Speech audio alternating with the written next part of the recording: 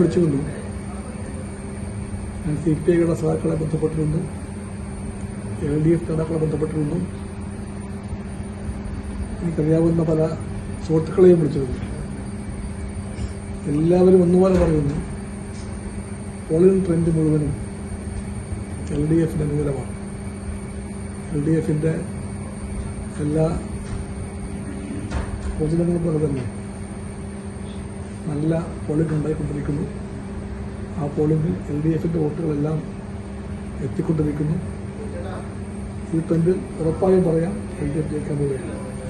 പ്രതിപക്ഷ നേതാവ് പറയുന്നത് 15,000 വോട്ടിന്റെ ഭൂരിപക്ഷം അവർക്ക് ഉണ്ടാവുന്നതാണ്. അങ്ങനെ പ്രതിപക്ഷം പ്രവചിക്കാറായോ? ഫലം പ്രഖ്യാപിക്കുമ്പോഴേയും അവർക്കെല്ലാം ഏത് മനോരാജ്യവും ഇട്ടുകൊടുക്കാം. എല്ലാ സ്വപ്നങ്ങളും കാണാം. ഫലം പ്രഖ്യാപിക്കുന്നത് അത് കഴിയുമ്പോൾ യാഥാർത്ഥ്യം അവർക്കെല്ലാവർക്കും ബോധ്യപ്പെടും.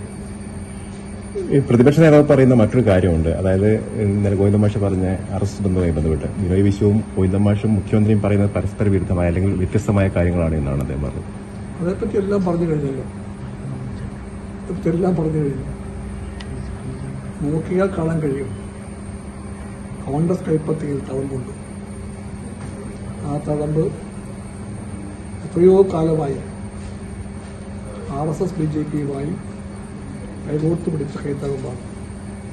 ആ കൈപ്പത്തി മറച്ചു വയ്ക്കാൻ വേണ്ടി പാടുപെടുകയാണ്. ആ കൈപ്പത്തിയുടെ തഴമ്പുണ്ട്.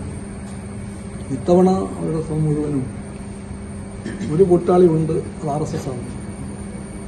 മറ്റേ കൈകൊണ്ട് ഇത്തവണ മുസ്ലിം RSS ആയ ജമാഅത്തെ ഇസ്ലാമിയുമായിട്ടും സഖ്യത്തിലാണ്.